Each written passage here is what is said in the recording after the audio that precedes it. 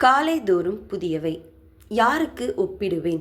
April 21. இந்த சந்ததியை யாருக்கு ஒப்பிடுவேன்? நீங்கள் மாரடிக்கவில்லை என்று குறை சொல்லுகிற பிள்ளைகளுக்கு ஒப்பாயிருக்கிறது. மத்தேயு 11, 16, 17. கர்த்தர் யோபுவிடம் சில மிருகங்கள் மற்றும் சில பறவைகளின் குணலட்சணங்களை பற்றி கூறினதை யோபு 39ஆம் அதிகாரத்தில் வாசிக்கிறோம். சில நேரங்களில் நமக்கு அதிக கோபம் வந்துவிட்டால் சிலரை மிருகங்களின் பெயரையோ அவைகளின் குணங்களை பற்றி கூறி திட்டுவோம் அல்லவா? நீங்கள் யாரை எந்த மிருகங்களுடன் ஒப்பிட்டு பேசியிருக்கிறீர்கள்? கழுதை, நாய், எருமை. பவுலும் இதற்கு விதிவிலக்கல்ல.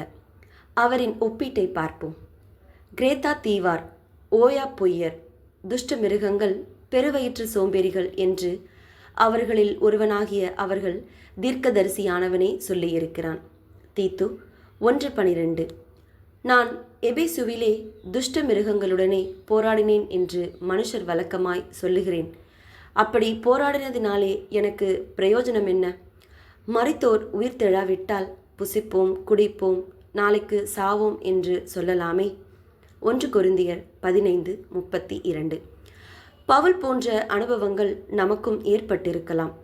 அப்படிப்பட்டவர்களுக்காகவும் ஜெபம் செய்வோம்.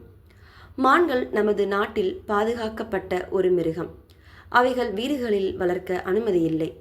அவைகளை வேட்டையாடவும் தடை விதிக்கப்பட்டுள்ளது. ஆனால் சில நாடுகளில் மான்களை வேட்டையாடி அதன் மாம்சத்தை சமைத்து உண்கின்றனர். அவைகளின் குட்டிகள் பலத்து வனத்திலே வளர்ந்து அவைகள் அண்டைக்கு திரும்ப வராமற் போய்விடும். யோபு 39:4. இதுபோலத்தான் சில பிள்ளைகளும் தாய் தகப்பன் பராமரிப்பில் வளர்ந்து நன்கு படித்து நல்ல நிலைமைக்கு வந்த பின்னர் பெற்றவர்களை முற்றிலும் மறந்து நன்றி இல்லாதவர்களாய் வாழ்கின்றனர். நாம் அப்படி இருக்கலாகாது. பெற்றோர் செய்த நன்மைகளுக்கு பதிலாக நன்மைகளை செய்ய கற்றுக்கொள்ள கடவர்கள். காட்டு கழுதைகளை தன்னிச்சையாய் திரியவிட்டவர் யார்? யோபு 39:5. அது பட்டணத்தின் இரைச்சலை அலட்சியம் பண்ணி ஓட்டுகிறவனுடைய கூக்குரலை மதிக்கிறதில்லை. யோபு 39:7. இப்படிப்பட்ட சில நபர்கள் சமுதாயத்தில் இருக்கத்தான் செய்கிறார்கள். சில பெற்றோர் ஆதங்கப்படுவார்கள். நானும் கூவி கூவிதான் பார்க்கிறேன். சிலர் தன்னிச்சையாகவே திரிவார்கள். எவர் சொல்லையும் மதிப்பதில்லை. எனக்கெல்லாம் தெரியும் என்று ஒரு மமதையில் வாழ்வார்கள். அவர்களுடைய பணம், பதவி, படிப்பு என்ற பெருமையோடு வாழ்வார்கள். இதுவும் ஒரு கிறிஸ்தவனுக்கு ஆகாது. இப்படிப்பட்ட நபர்கள் மனம் திரும்ப ஜெபியுங்கள். ஜெபம். பிதாவே, நாங்கள் காட்டுக்கழுதைகளைப் போல தன்னிச்சையாக திரியாமல் இருக்க கிருபை அருளும். ஆமேன்.